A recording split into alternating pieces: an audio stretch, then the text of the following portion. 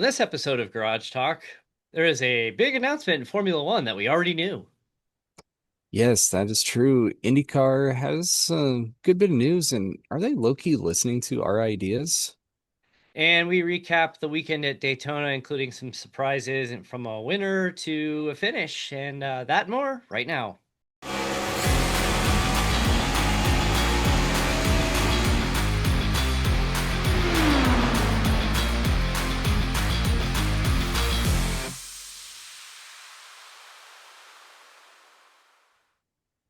Welcome to an all new episode of iRacing's Garage Talk. I'm DJ Flook, I'm Eric Richardson. and it is early. Hey, here's some coffee. You got the coffee, I got the water because I don't know where my coffee maker is. Uh-oh, that's a problem. It's in storage somewhere. Uh-oh, yeah. Gotta get that instant coffee or something packets. Yeah, the Keurig. I just don't know where. That's not good. That's become an important part of my day is my Keurig. So, a lot of news to break down this week. First, regarding Eric's hat, Yeah, we it's which side? Here we go. yeah, Get that the side.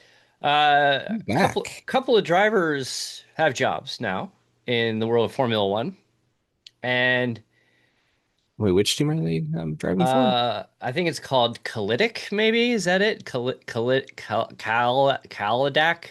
Yeah, that's it. Catalytic converter. The Cadillac converter. There you go. But anyway, Team Cadillac finally officially named their drivers in the worst kept secret in Formula One. I think we've known it for what, months now? We've known it for months now. We've said that if they went with Sergio Perez and Valtteri Bottas, that would be about a home run, as much of a home run as you can get starting a new team.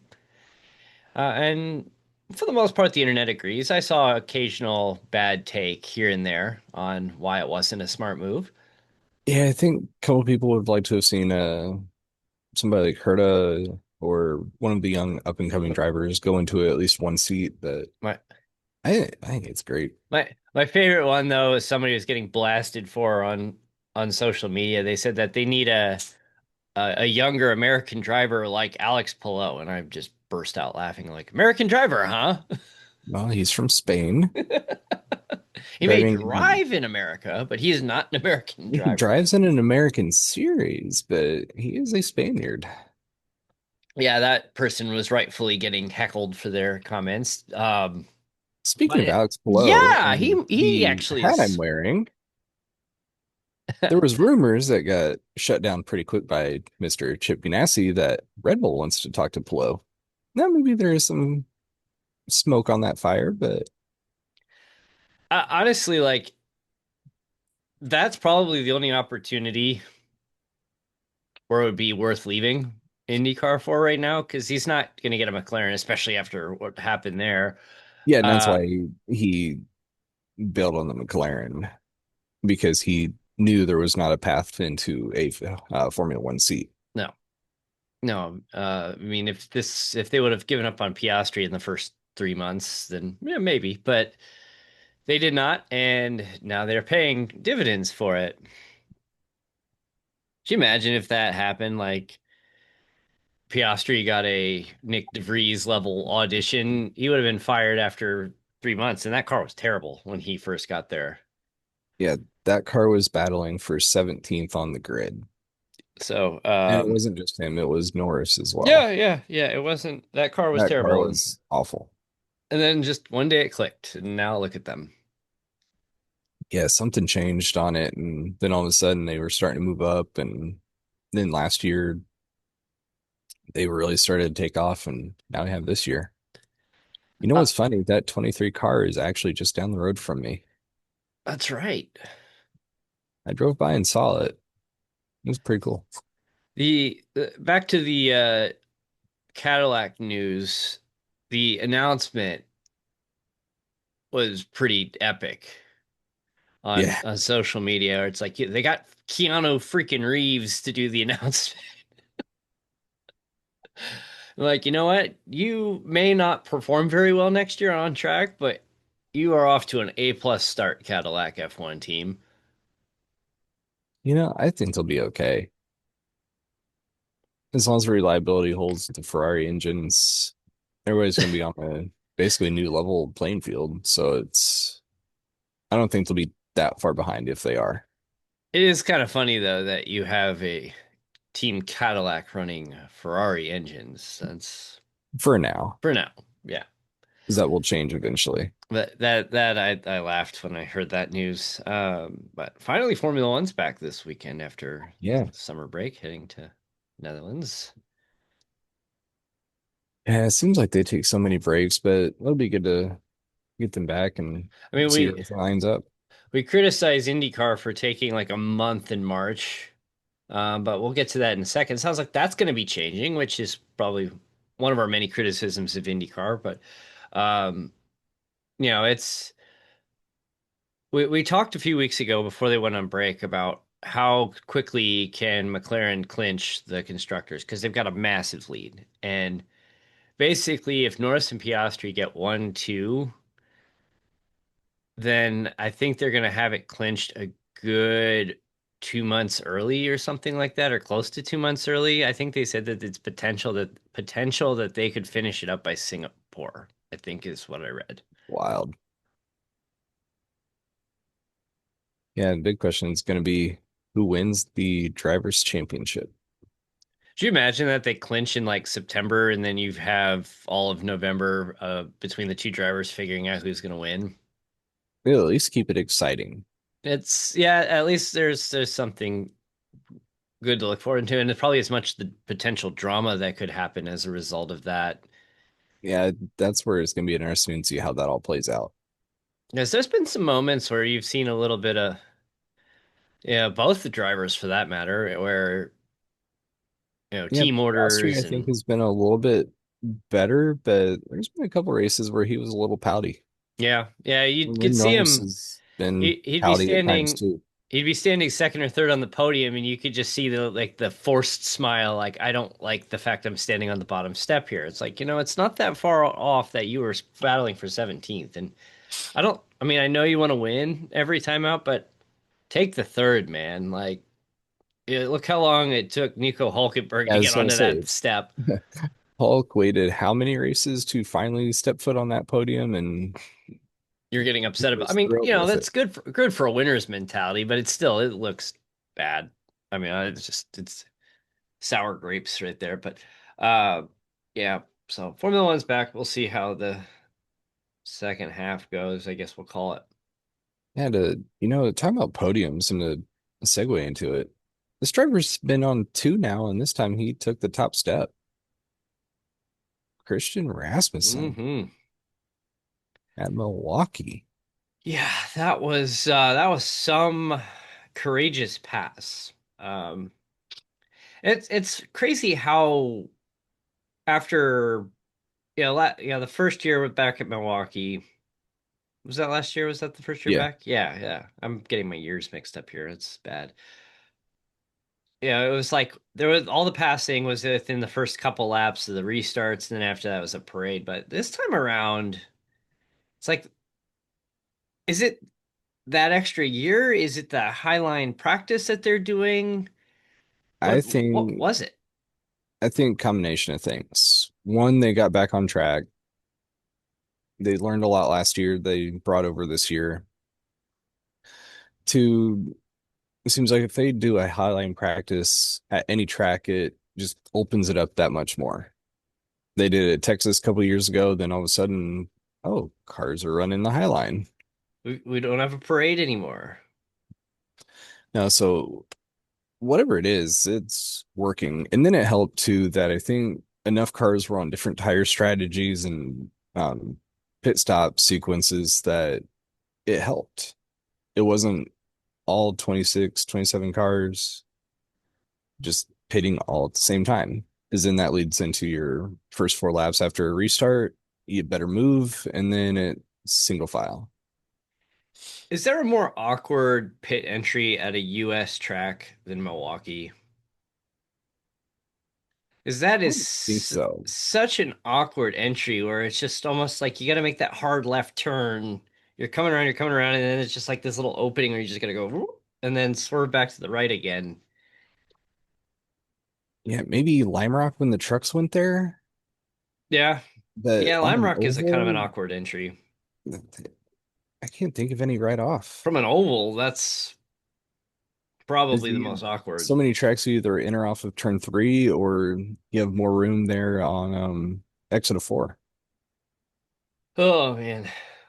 But yeah, Ed Carpenter gets his once every 3, 4, 5 year win. It seems like. Do you remember what year it was? Was the previous win? Oh, I don't. Trying to think who it was that won. It was him, wasn't it? It was not Ed. It was Um, dang it, now you're gonna make me look it up. I know the year and I know the track. yeah, I got trivia for you here later when we talk NASCAR, but I'm trying to remember who it was. Oh, duh. When you say it, I'm gonna Yeah. crack my head on a I'll wall. give you a hint. You have met this driver. I've met this driver. Hmm. Currently in the series. Like actually met.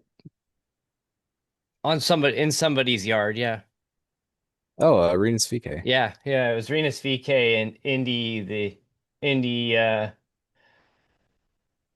Grand Prix in 2021.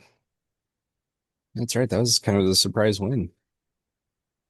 And before that, it was Joseph Newgarden in 2016, and then Ed Carpenter's big year was 2014, where they won 3 races with Mike Conway at Exhibition Place, which that's Toronto. Ed won at Texas, and then I Mike was Conway. thinking Ed at Texas. Yep, Like that's the I'm like, Ed, is Ed Carpenter at Texas? that was I 2014. remember that one. Yeah, Ed as a team owner has won 2 races himself. The 2012 at Auto Club and then 2014 in Texas. It's funny, the 2014 race is the one I remember. Yeah, in 2014, that was the year where Ed did the ovals and Mike Conway did the road courses. So there's your Ed Carpenter racing trivia for the day. IndyCar news. Nathan Brown of the Indy Star dropped a little tidbit about the 2026 schedule. We've seen it mentioned before, but we didn't think it was actually serious. But it sounds like IndyCar is trying to pack their March schedule because uh, you've got the Arlington race Yep. coming up next year. I saw they were pouring asphalt, getting that, starting to get that ready. And they dropped a surprise tidbit that IndyCar is allegedly returning to Phoenix after 6, 7 years absence. Actually, it's probably That been would eight be a years now. great race. I think it has the potential to be a great race, and I think honestly, one we're kind of joking about this, but maybe not. That I think iRacing proved that this could be a great race. They've been putting Phoenix in their official schedule. We've been running it as league races, and we've had some good races out there too. Yeah, we've had a lot of fun ones. So Now, does the league allow them to take the dog leg or not? that is sketch. At best. That is sketch. There are certain drivers I'd be terrified if they did that, especially on that re-entry onto the track. There Uh, are two that would come to mind right now. yeah, I think you can name them. uh, yeah, but the we were joking in our Discord yesterday, or I was somewhat joking that we're going to take credit for this. We're going to say that, hey, Roger Penske or Doug Bowles, president of IndyCar, tuned into one of our league races at Phoenix and said, huh, this could work. So we're going to go ahead and pat ourselves on the back here if this ends up being true and saying that we are responsible for this. So we are going to steal that storyline. We're going to steal that narrative that our league racing is the final piece that drove them back to Phoenix. I think there's somebody So at IndyCar Penske yeah, Entertainment that listens to us as well. yes. So So if it's you, let us know. Yeah, let us know. Stop Go stealing our ideas. look. Well, no, I said the first idea is free. We've got plenty Um, more ideas, and we've shared some of them. The first idea was free. If you like that one, we got plenty more. We'll take some paid consulting gigs. I But mean, it's funny. IndyCar, we know you're listening. It is funny Thank you for tuning in. when we ran at Milwaukee, our cars were rolling the high line very well. And then we hear IndyCar, we're going to do a high line practice. And drivers were moving up to the high line and I, rolling it very well.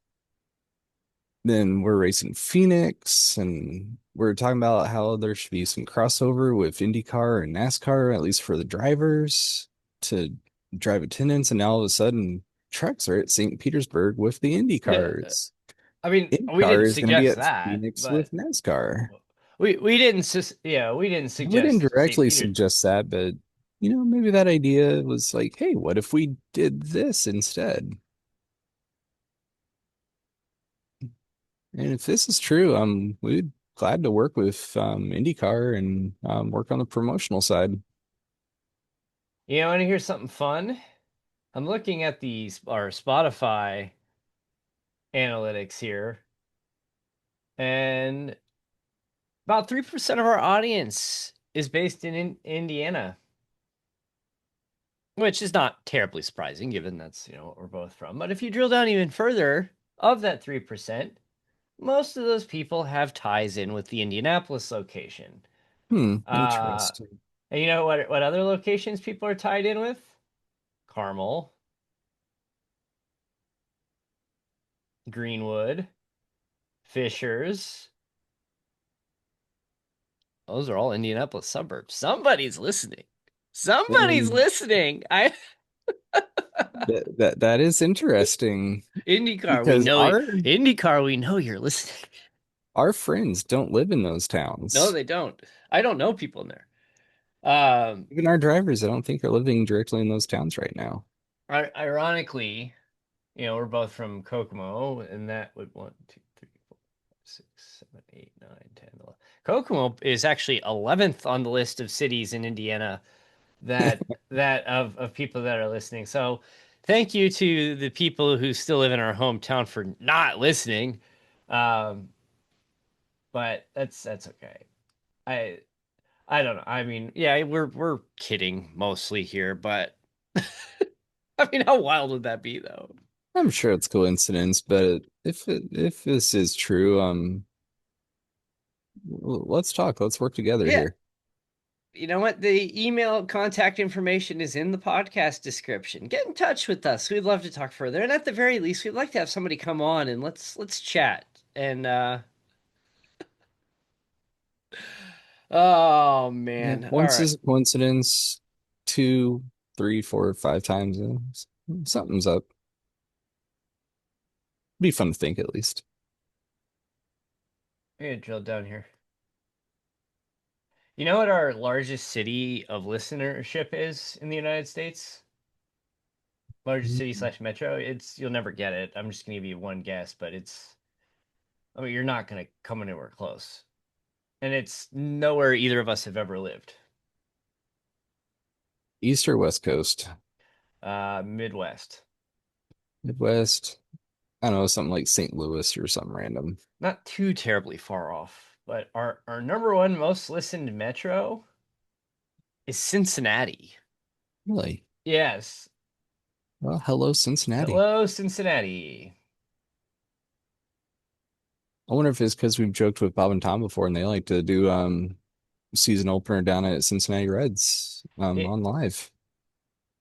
it's funny though when you drill down and look at the cities and know like some of the people we race with on a given week, and they don't live in the largest metro, but you see their cities on there as regular listeners. Like, hey, I know who that probably was. Um, yeah, we've got a decent listenership in Visalia, California. I don't know where that is. Visalia, California. Heard of it, couldn't tell you where. I, I'm zooming out because It is halfway in between Fresno and Bakersfield. That is a very random place. So I've actually driven through there then. I honestly have no idea who that would be, but anyway, Thanks thank for you filling for me in. whoever that is for tuning in, and hope you are a regular listener. It certainly looks like it, but I hope to uh, see it soon, but I'm excited to see what the official IndyCar schedule is going to be next year because we know there's changes on it. Arlington's one of them. They're looking at it, maybe expanding a race or two. So it's going to be fun to see. the Mexico was a rumor, but the Mexico with the World Cup coming up next year, they kind of chased NASCAR away because of it. Chased, ran away. We don't know exactly, but yeah, I think IndyCar is starting to get it. The attendance for the rate, or the attendance was really good. Yeah, Uh, seats were filled. The seats were filled. I think IndyCar was happy about that. The television ratings were, They were on par with last yeah, they were year. on par with last year. They were okay. It's just like you can't expect success overnight, especially when you've been floundering for a long time. But I think the right people are there. I think they're doing the right things. There's been calls for more ovals because outside of the Iowa parades, the ovals have generally been pretty good. Mhm. Just a shame Texas is such a great race and it had to get taken off the schedule. Yeah, but that's not IndyCar's fault. No, not at all. No, that's not their fault for losing. I mean, that sucks. That was probably one of the better races of the calendar, that especially after the last couple of years how it went. Highline practice and Highline practice and Jimmy Johnson showing that hey, you can run up on the high line. Jimmy Johnson showing hey, you can make that pass on the high line at Iowa. Well, you used to be able to, not anymore, but it was interesting. A few weeks ago, Anthony Alfredo, when NASCAR was at Iowa, Anthony Alfredo posted a lap on iRacing in his Xfinity car, and he was talking about how like they had that lower lane repaved, and basically showing like that's your passing zone. If you have to use that lower lane to launch yourself out, and that's your best chance to pass. And yeah, it's unfortunate, but I don't. It sounds like they don't. One, they're not planning on repaving the rest of that track anytime soon, and two, with the lousy attendance, there's a good chance Iowa's getting cut from the schedule next year. Well, that was one of many reasons, but yeah, I'm interested to see what happens there, especially because IndyCar built up the hype around Iowa, then NASCAR comes in and then steals it all. yep. His High View failed as the title sponsor of the race, and it was sponsoring the Xfinity race, which is we said it back when it happened. That's pretty ouch for IndyCar. That it's not even the Cup race. They bailed on you for the Xfinity race. All Yeah, right. I don't get it, but Yeah. So as we're running out of time here, Daytona this week, last weekend, good finish. yeah, man. I mean, there was only that one big one kind of early on, but it was surprising that you've come to expect these super speedway races to end with a big one, or at least have a big one leading up to an overtime finish. And we finished under green. We had what, I don't know, a dozen cars there in that pack at least. Oh, there were a ton there. I think what Larson was on the front going into that final lap and ended up seventh, Yeah, Blaney was like what, basically a four wide finish. Blaney was like 15th on the restart or something like that, and Alex ends up Bowman winning. owes Blaney dinner. He said he owed him like 7 million beers or something like that. Was I think the number he said. It's by Blaney winning that got Bowman in. If basically all but what Blaney or Larson that were running in the top eight there won, Bowman's out. Well, you had three remaining Hendrick cars all kind of hanging there towards the end with, and yeah, it was like that was the mission, is one of them had to win. You know, And it seems like on these tracks too, if you can thin out the field, it provides better racing. Because it happened at Atlanta when they had the big one and the field was a little bit smaller. There was a lot of movement. You got rid of a lot of cars after that big one, and cars were moving. Yeah, and you It's look just at not as the. dense, and you could see a lot more racing.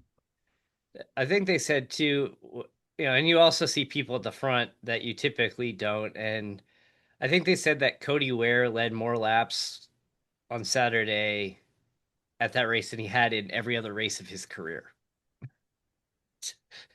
There was this meme where they had this like this person going like, and it said underneath it, NASCAR contemplating their playoff format, watching Cody Ware lead races.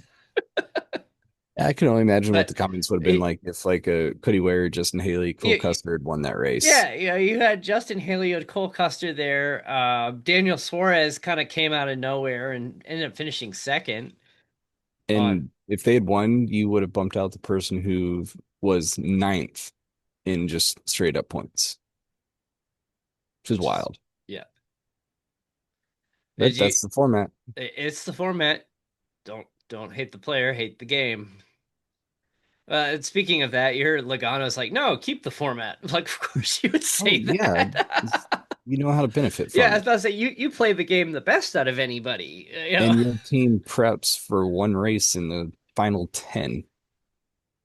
You just gotta get you just gotta get like him locking himself in, winning at Las Vegas last year was like the best possible scenario because that the rest of those two, he's just like, you know what, Martinsville, whatever. It's That's where it's tough. You're in a championship and it's that win and move on. And oh, I'm just gonna chill. I'm not gonna do anything stupid. I'm just gonna chill back here. I don't care if I finish 26. I know I'm in the championship for, and let's just get that car ready. I don't care if I'm not competitive. We just gotta get ready for Phoenix, and Yep. that's what he did. So Blaney wins. I think the story of the weekend though is the Xfinity race. Yeah. Oh yeah. Connor Zilisch wins again, but he only drove 18 laps. Yeah. Yes, How he did that did. work? I don't. I've. It's happened before. Or I think Jamie McMurray. I think they mentioned in the broadcast Jamie McMurray did that where he filled in, like, jumped in mid race and The and one. I have to check that, but it sounds like that's what he was talking about. But the I think the best part of Parker Kligerman jumping in is that before the race, Parker was in his fire suit because he I think he assumed he was going to be driving at some point. He just didn't know when. And but he's still carrying broadcaster duties on in his fire suit, interviewing Connor Zilisch before the race. And so they said this might be the first time in history that the backup driver interviewed on television the primary driver. And then he had to jump in and take over. And after the race is over, Jamie McMurray jumps in and says, I'm not supposed to be biased, but I'm really happy for Parker here, but we're never going to hear the end of this. Which the very next day, Parker is working as the pit reporter for NBC, standing at the start finish line before the Cup race, and he's like, he's talking about crossing the start finish line first and throws in there like I did last night. Like, of course he would throw that in there. But this might be the first that you have a driver win a Daytona race twice in two different series, but his name is going to show up in the record books 0 times because of the disqualification post race for the truck, and because he was the reserve driver the Xfinity race. So the last, do you know the last one on the Xfinity side that a driver changed mid-race and went on to win? I would no clue who that was. How long ago was it? Is this your trivia? Yeah, part one and part two. It How was long ago was it? I guess is 18 years ago. 18. Oh, geez. So this is like End of the Bush series era.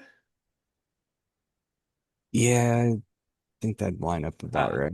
I have to guess it was a young driver who went on and had a decent Cup series. Otherwise, you wouldn't be asking this, or is it someone that we never heard from Um, again? just something fun because you don't see driver changes too No, often, you don't. and then you definitely don't see them winning. No, no. It's the time it takes to get out of that car, get unbuckled.